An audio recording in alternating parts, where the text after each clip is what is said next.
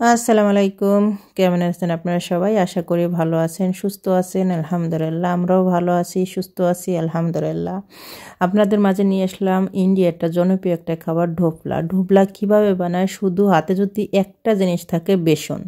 সে বেসন থাকলে আপনারা সহজেই ঢোকলাটা বানিয়ে নিতে পারেন। একদম টেস্টি একটা খাবার। এখানে আমি 1 কাপের থেকেও কম, মেজারমেন্টের কাপের 1 কাপের থেকে একটু কম এখানে বেসন নিয়েছি। আর দিয়ে দিলাম পরিমাণ মতন লবণ। আর এখন একদম নর্মাল যে টেম্পারেচার থাকা পানি, সে পানি দেখে আমি একটা ব্যাটার তৈরি করব। এখানে আমি হলুদ ব্যবহার করেছি, মানে একটা কালার আনার জন্য। এখানে আপনারা ফুড কালারও ব্যবহার করতে পারেন। এখানে আমার এখন মিক্স করা হয়ে গেছে, না আমি একদম মানে কেকের ব্যাটারের মতন হবে। এখানে আমি একটা ইনু ব্যবহার করব, শুধু আর কোনো কিছু এখানে লাগবে না, শুধু লাগবে আপনার একটা ইনুর জায়গায় আপনারা মিষ্টি চূড়াও কিন্তু ব্যবহার করতে পারেন। এখানে আমি একটা ইনু এখানে দিয়ে দেওয়া আছে। 1 কাপ বেসনের জন্য একটা ইনু এনাফ। প্রথম ঢেলে দিয়ে উপর থেকে আমি একটু পানি ব্যবহার করতেছি, যাতে দেখুন এটা কিন্তু ফ্লপি হয়ে যাবে, একদম ফুলে উঠবে। দেওয়ার পর দেখি আপনারা বুঝতে পারবেন ফুলে উঠবে। আর ব্যাটারটা সবসময় কেকের ব্যাটারের মতন লাগবে। এই ঢোকলা কিন্তু অনেকটা ইন্ডিয়াতে একটা জনপ্রিয় একটা খাবার। এটা কিন্তু সবারই কিন্তু অনেকটা পছন্দ।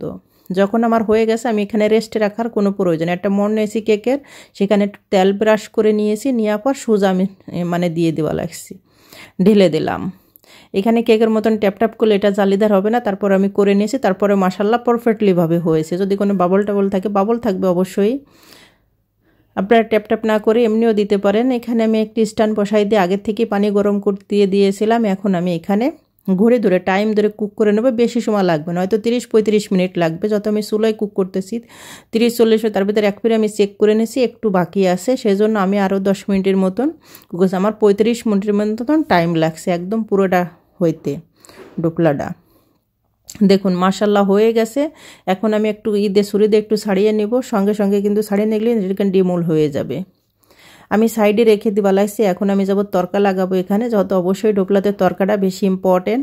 এখানে আমি দিয়ে দিলাম সামান্য 2 চামচের মতন তেল।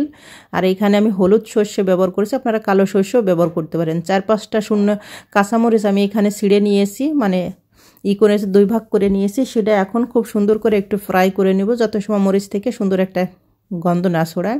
তারপর চিমটি পরিমাণে একটু হলুদ দিয়ে দিয়েছি, যাতে একটা মানে একটু কালারের জন্য, এটা অপশনাল। তারপরে এখানে আমি ব্যবহার করব পানি। এখানে হয়তো আমি একটু মানে এখানে হিসাব করলে মেজারমেন্টের কাপের থেকে কিন্তু আধা কাপ মানে পানি আছে। দিয়ে দিলাম পরিমাণ মতন লবণ, 2 চামচের মতন চিনি। আর এখানে অবশ্যই কিছুটা 1 চামচের মতন লেবুর রস ব্যবহার করার জন্য চেষ্টা করবেন। এটা আমি স্কিপ করে দিয়েছি, এই জন্য আমি হয়তো ভুলে গিয়েছিলাম।